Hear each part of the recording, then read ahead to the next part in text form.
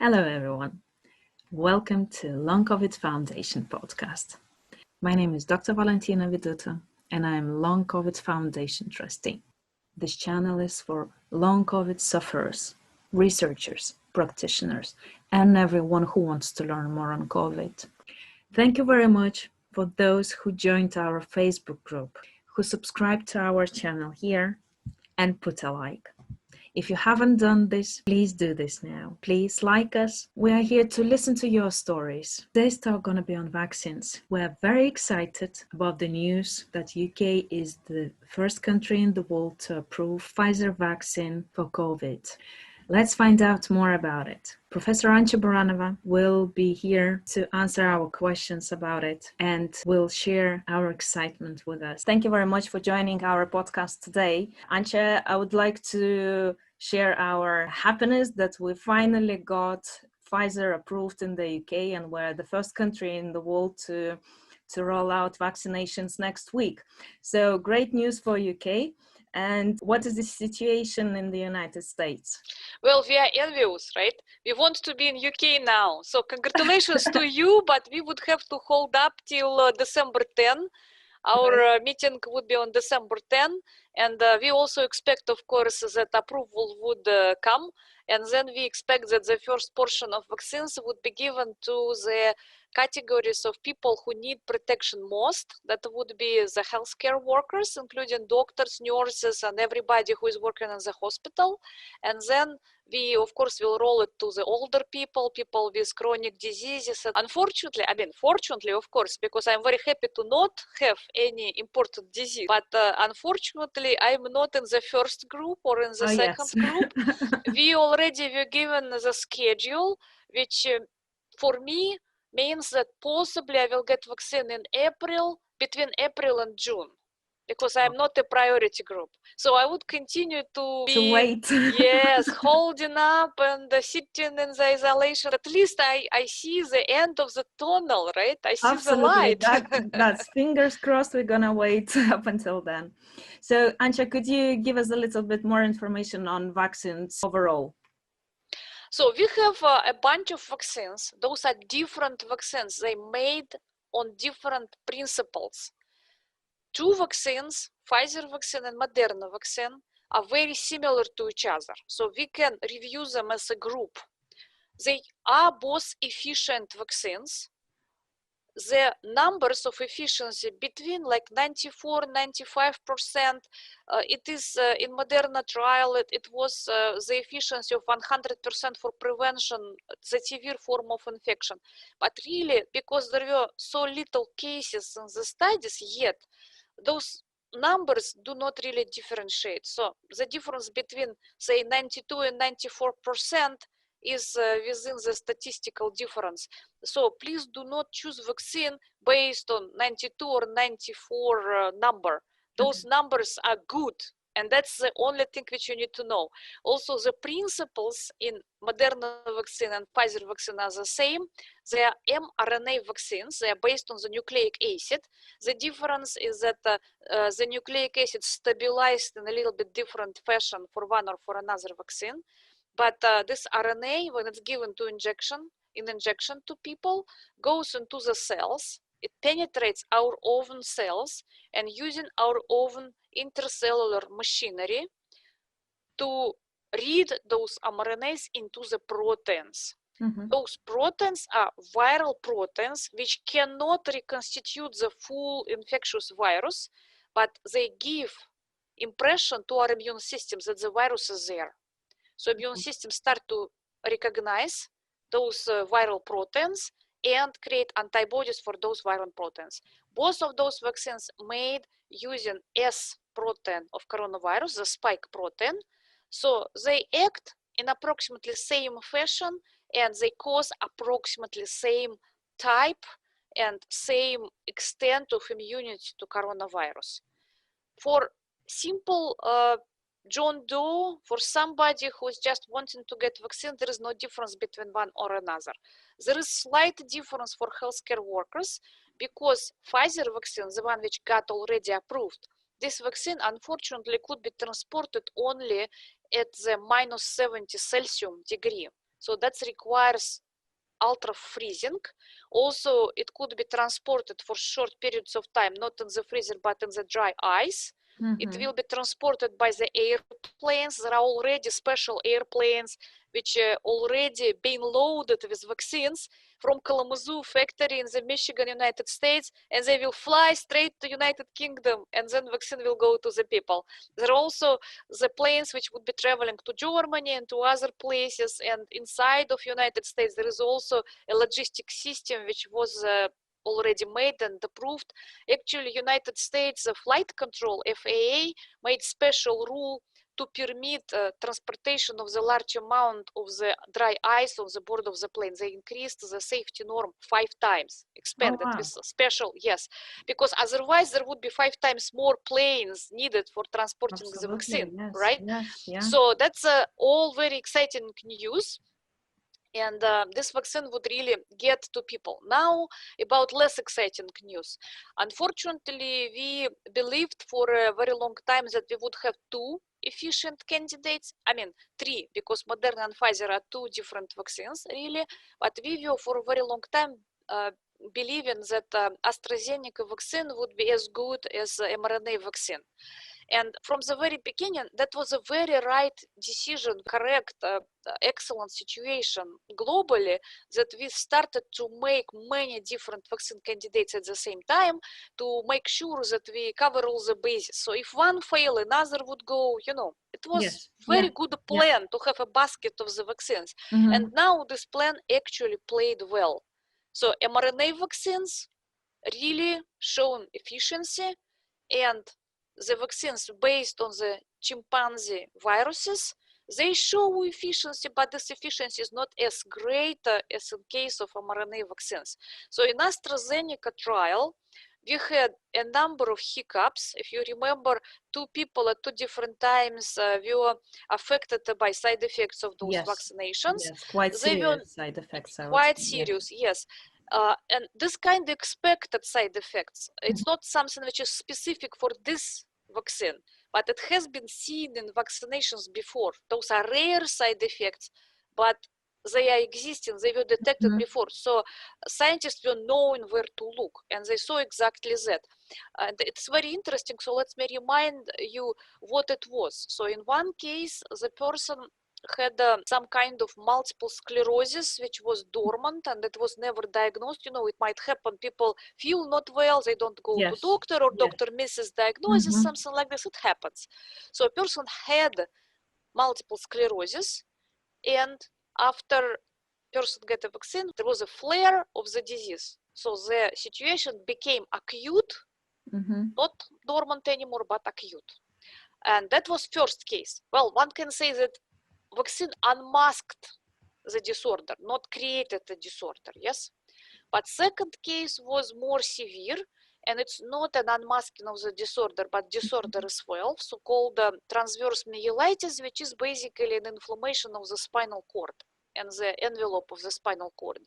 And even if it looks exotic, really it is the disease which is very easy to understand. It's something like a problem with lower back, problem with movement, problem with neurological changes in sensation due to inflammation of the spinal cord. Of course, even if person is treated against this disease, it will not go away forever. The person, of course, get treated in the hospital. The disease was put down with steroids and with other strong medical preparations, but complication is severe. So the chances that this person would have some additional changes in the body after this or return of the disease are not small. So this is really a severe complication. Nevertheless, it didn't close the vaccine, because majority of people get immunity and no problem with vaccination, right?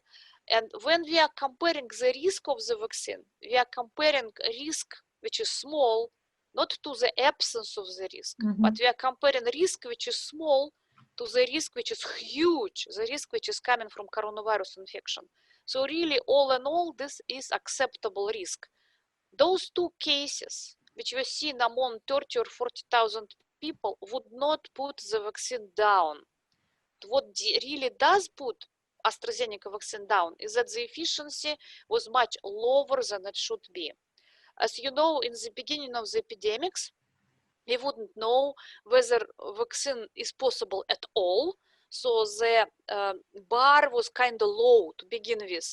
FDA and the European agency, both of them say, okay, 50% would be okay. If you would do vaccine with 50% efficiency, and if nothing else would be there, we would approve it, right? But now we have much higher bar. We have 95% efficiency for the vaccine. We've got a bigger Yes. selection now. Yes, so I mean, why people should choose a vaccine with larger amount of side effects and lower efficiency? The efficiency of AstraZeneca vaccine was, if you would only account for arms of the trial which were made properly, would be about 60%. If you add the arm of the trial where we really had a problem, but this problematic arm actually get 90%. It's a little bit strange thing which happened, because if scientists would be planning experiments from the very beginning with a half dose of the vaccine to look at the effects and then saw better effect, that made logic. And this logic would say, okay, next time when you do vaccination, decrease amount. Mm-hmm. That's very reasonable proposition. But what was found recently, revealed to the public, is that actually this experiment happened inadvertently because there was some manufacturing problem and part of the vaccine preparation get just half dose of the virus. Well, that's unacceptable, right? I mean, who wants the vaccine from the company who cannot even maintain the proper order in their manufacturing process, right? Absolutely, so that would be a big red flag. I still don't think that this vaccine would disappear. I think this vaccine would be approved, but I think what would happen is that the major market for this vaccine would be outside of United Kingdom, United States, maybe outside of the Europe, but in some other countries. It's not because we are giving other countries lower quality product, not because of that, but because in our dire situation of coronavirus, we really need to offer as much protection as we possibly can offer. And it is impossible to manufacture RNA vaccines in the large quantities very quickly. There would be time, there will be staggering schedule of the vaccination. And of course, that's very reasonable that studies, the countries where the studies were performed, and the countries where the companies are hosted would get some priority in this process. That's one thing. And another thing is that countries where the infrastructure is very well developed, they would be able to handle vaccine with -70 property. In case of Moderna, by the way, it's not -70, it's -20, which is bad, but it's not that bad as -70. But for the vaccine, which is made based on chimpanzee adenovirus, +4, which is much better. And because of that, it would be possible to spread this vaccine in the countries which are located more towards the south, and also to the places which are remote, like some kind of rural places without infrastructure, because eventually we need to vaccinate everybody. Absolutely. I would say that AstraZeneca is not out of the game, but they would shift their focus, probably a little bit reformulate vaccine to increase efficiency, but even 60% efficient vaccine, if it would be coming right away, it would be better than the vaccine which is 100% efficient, but would come in 6 months. Absolutely. So I completely understand this approach. As far as we understand, the vaccine will come in 2 doses. Why these 2 doses needed? Logistically, it's not good, because people would come to get first dose, and then between the first and second dose, they might get some ideas from anti-vaxxers, decided to skip second dose, so they would get immunity. Also, the dosing implies that, okay, first visit could come on some person's schedule, for example, some day off. Then second day off should be not sometime in the future, but on particular day. And that's very difficult to do, and that puts very large limitations on doctors' visits, on scheduling. Everybody missing dose would be basically taking dose from somebody else. So scientists created this type of scheduling not because they wanted to mess everybody up, just because coronavirus is very difficult virus to tackle. In the majority of the cases, one shot is not enough. There should be a second shot to augment the immunity. By the way, for many other vaccines, we also have staggered schedule. Like for childhood vaccines, we are getting vaccine first time and then second time in a year, in 2 years. But in case of coronavirus, we really need to mount immunity real quick. So the second shot comes after the short distance behind the first shot. And that's completely makes sense.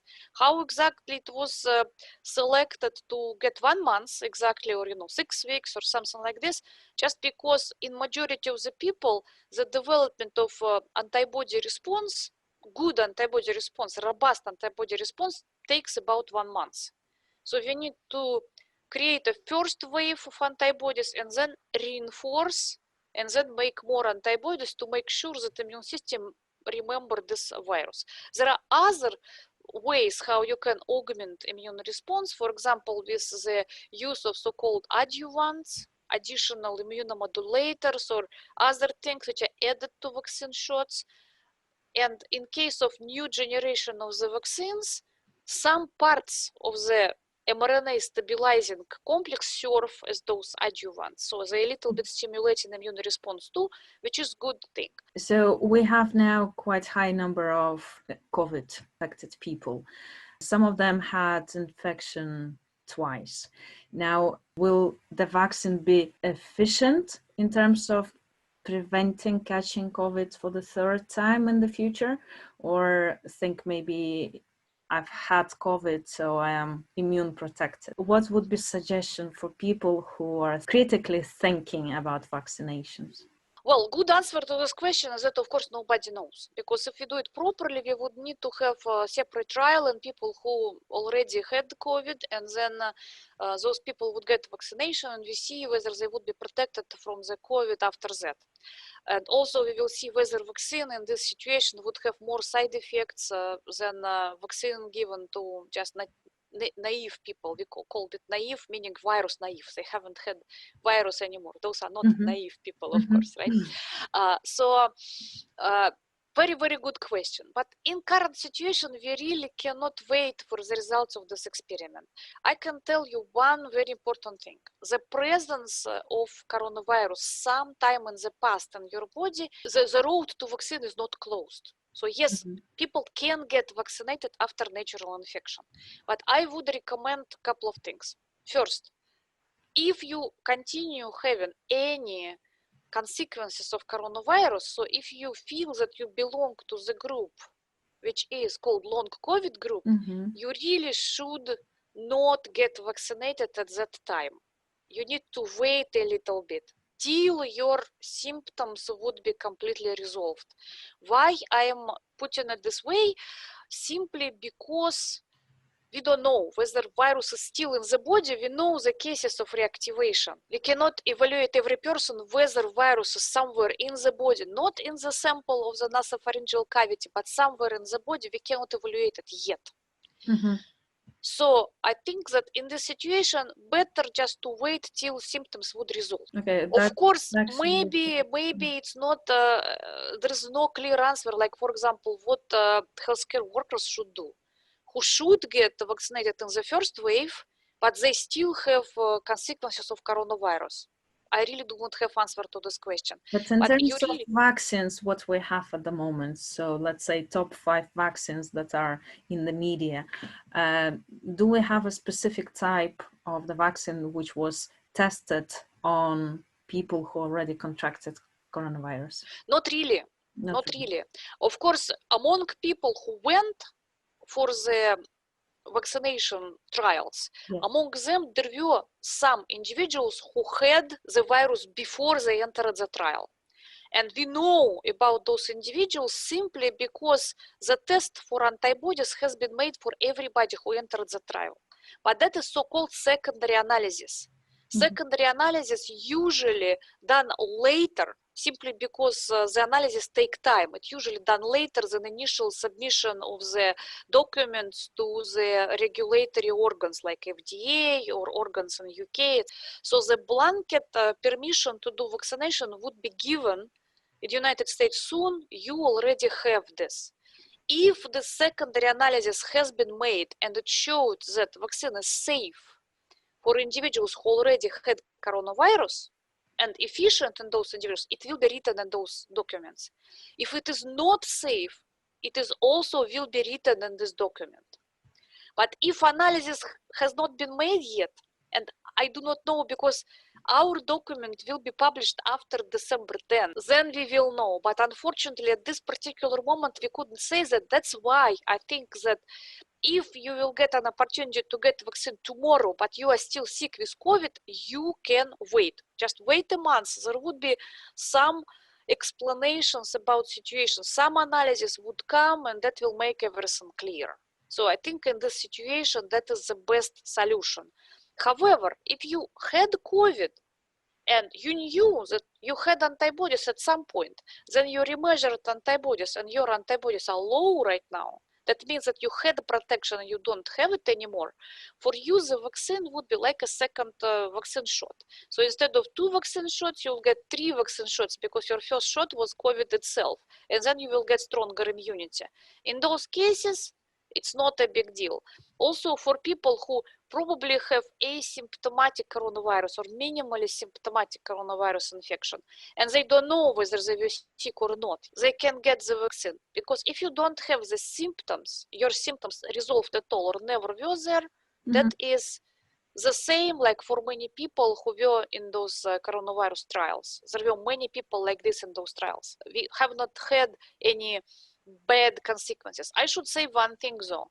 In some people, Moderna shot and the Pfizer shot, they were given, I wouldn't say it's side effects. I don't really like word side effect because that's major effect of the vaccine. Actually, the immune response to the vaccine is a trade-off.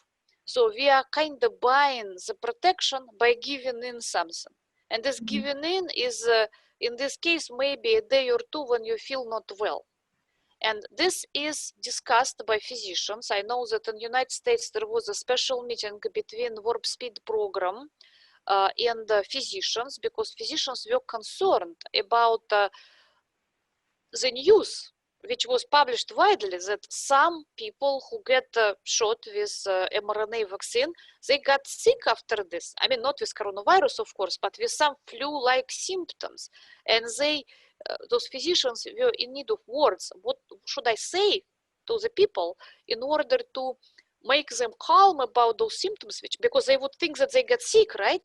They would think that, okay, doctor gave them coronavirus because they had good health and now they have sore throat and muscle pain and also their arm is giving them trouble, etc. So that's very, very important to understand that the vaccination is a trade-off. We get something, but we give something.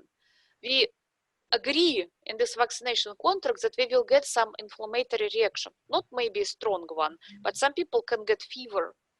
And it's generally recommended that after getting the shot of the mRNA vaccine, you need to plan, just in case, your day after vaccine to be at home without some kind of thing which you planned for a very long time, and now I get vaccine and now I get trained across a country, or I will do into the skiing trip or something like this. Don't do that. You need to spend a day home in order to account for possible fever, possible malaise after the vaccine. By the way, there is also huge concern about this 2-shot schedule, because first shot and people get flu-like illness. That is demotivator, right? Absolutely. So they might think, okay, I don't like it. Why would I go and get the second shot? I already felt not good. So they give me second shot, maybe I wouldn't be able to work for a week, yeah? And that is, of course, the danger. And I think that overcoming this danger should be done centrally. This message needs to be brought to every person that the inflammatory reactions after mRNA shots are really planned reaction. If you didn't get any reaction, good for you, lucky, okay? That means your body somehow reacted without giving inflammatory reaction. But if you had it, you should be glad, because that means that your immune response would be stronger. Maybe mRNA vaccines promise us protection for longer time than natural coronavirus infection.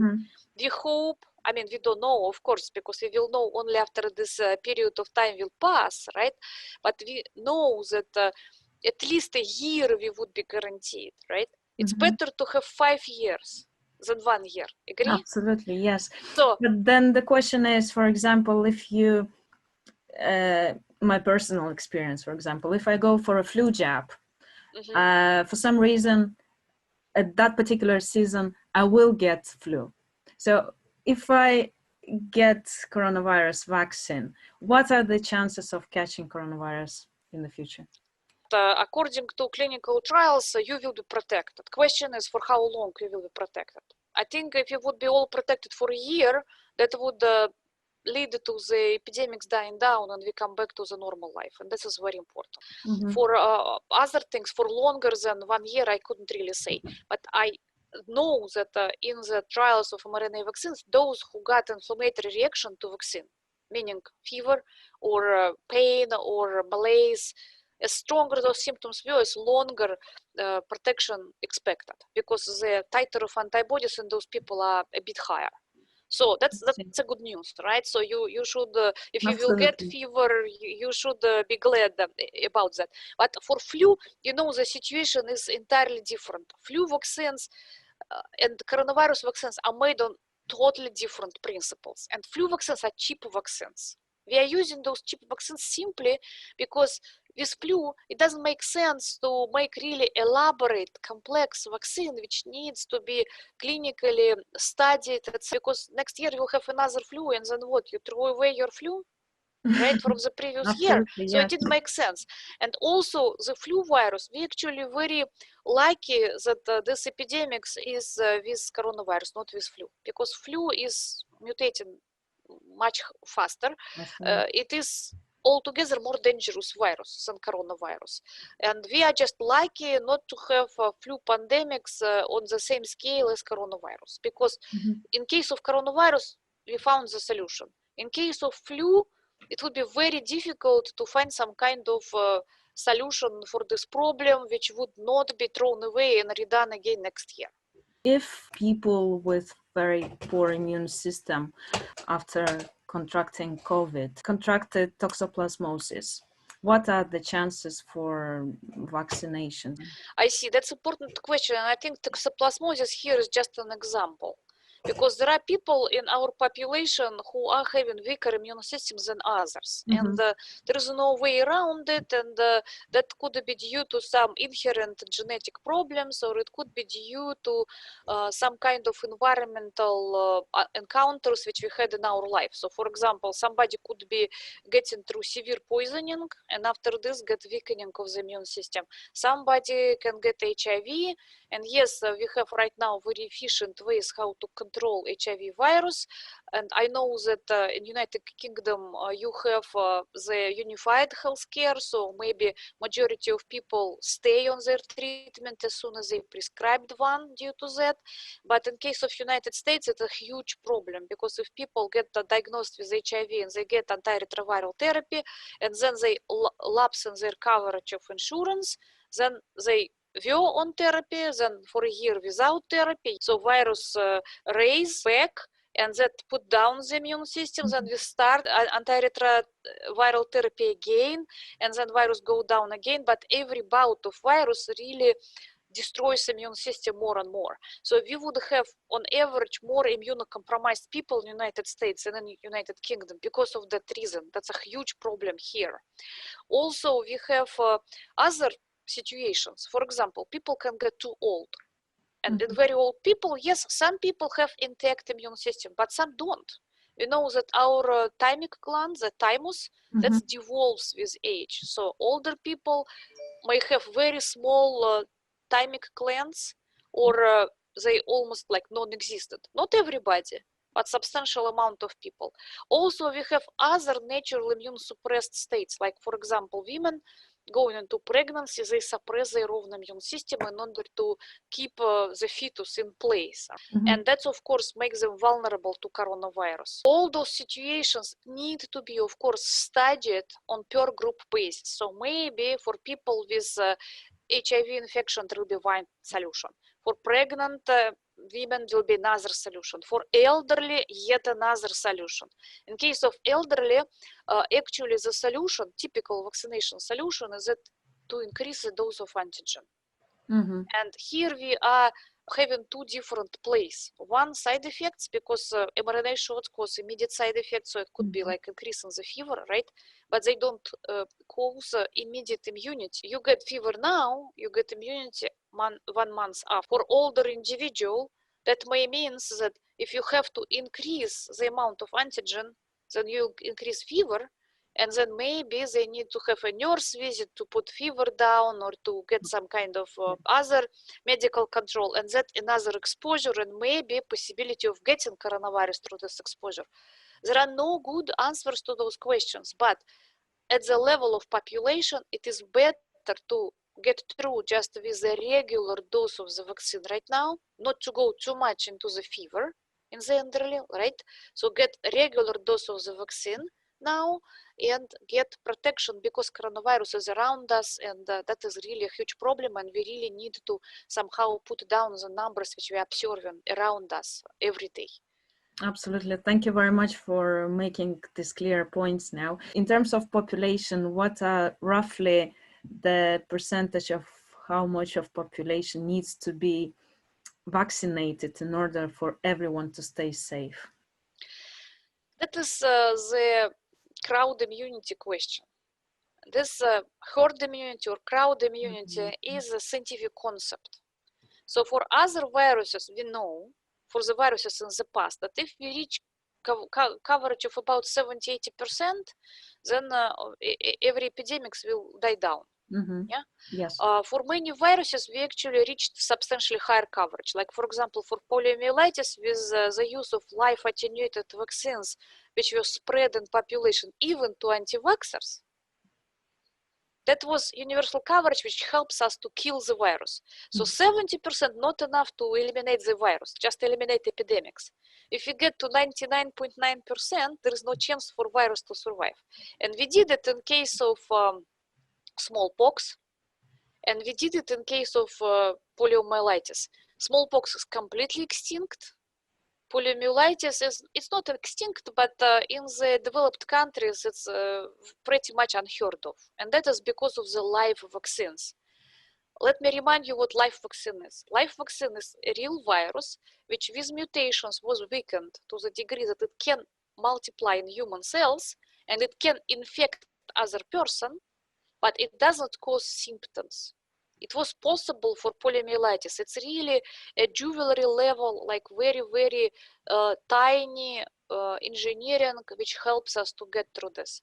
And in the case of poliomyelitis, the whole anti-vaxxer concept was not applicable, because it was absolutely clear that people who didn't get vaccination in the clinic, they still get this virus just through lateral transfer in population.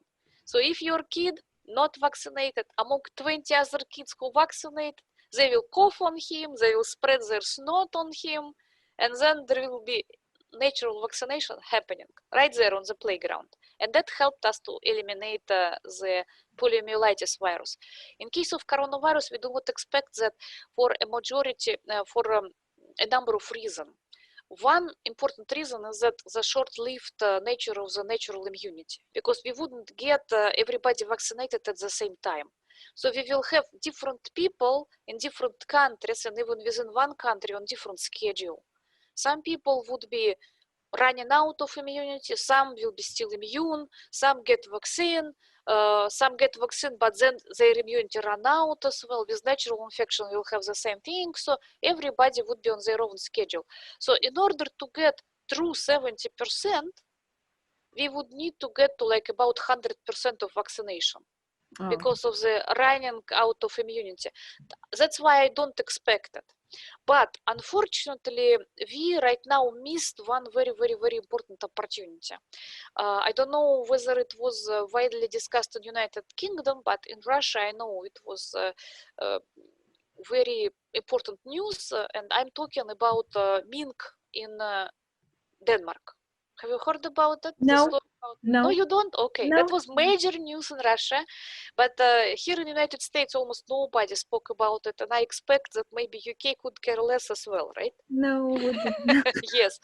So what happened is that Denmark is the second largest producer of the mink fur in the world.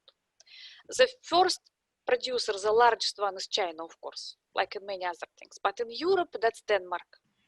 And at the north of the country, they have a lot of farms with mink.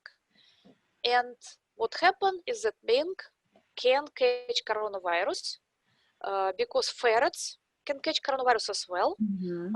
Ferrets were used before as a laboratory model, but ferrets, they get coronavirus very mildly. So you can study them, but it's not really a very good model for herd immunity or anything like this. Yeah, they have very mild disease. In case of mink, they have severe disease. Mink population look like very much like human population. They can get severe disease. Some mink recover. Some mink get asymptomatic infections. Some mink die. And that is small percentage. So very good model for human population. Of course, when the virus was detected at the mink farms in Denmark, there were investigations, and they unfortunately found very bad mutation, actually not one mutation, but 4 different mutations happening sequentially in coronavirus strain, which made coronavirus in mink more infectious than it was before. Mm. So unfortunately, in mink, virus was really undergoing fast evolution toward more infectious strain. It was really a huge concern. So I understand why the decision was made this way. The decision was to kill all the mink. Mm. So Denmark sacrificed the entire mink population, which is like 17 million of animals. Unbelievable. And they killed not only mink on the farms which were affected by coronavirus, but also farms which were not affected by coronavirus. So like proactively, they get rid of their entire mink industry, and that's a huge economic blow, and it's really a huge problem. But I'm, as a scientist, was really appalled by this decision because we missed a very important opportunity. I mean, it is their country, of course, so I couldn't make a decision for them. But if I would be scientist in charge, what I would do is that I would quarantine the farms where there are mink infections, let people go there in the spacesuits and everything, but we would have clear picture of how herd immunity to coronavirus is forming and where is this magic percent.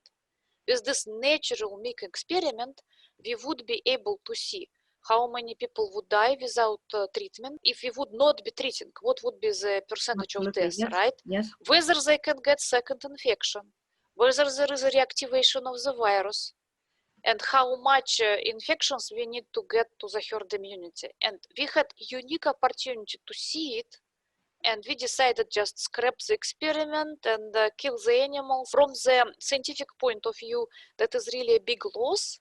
And from the industrial point of view, it's loss too, because, you know, minks, they are farmed animals. They will die anyway, of course, there is no way around it. But all farmed animals getting vaccinated against a host of the diseases. In particular, minks have mink-specific disease like alleleutic mink disease, etc. They all get vaccinated against certain viruses. Creation of the viral vaccine, in this case, much easier task than for humans. So we just had to add one more vaccination for those animals into their regular schedule and vaccinate them, and that's it. And right now, I know that countries who do mink production, like Russia, China, they are right now developing mink vaccine, and they already developed it because for humans it need clinical trials and everything. For minks, it would take just a month or two in the development, and then their industry saved. So such drastic decision was not really required, but that has been made. So unfortunately, we would not know on the model, and now that remains to be seen. So we just will be waiting till humans will get certain percentage of infections, and we will see at what point the pandemics will die down with vaccinations and natural infections going hand by hand. Absolutely. Thank you very much, Ancha, for your answers. And I hope to see you during our next podcast, if you will be happy to join us. Absolutely, absolutely. Just love talking to you. Thank you very much. Kisses. Kisses, bye. Bye. Thank you very much for joining this podcast. Join our Facebook group, become a member, and share your stories. Get your questions answered. Subscribe to our YouTube channel and put a like. Stay safe and protect your families. See you next time. Bye.